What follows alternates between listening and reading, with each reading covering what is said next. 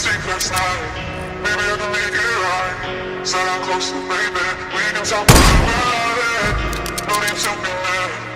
Hate to see you sad. Yes, I know I'm crazy.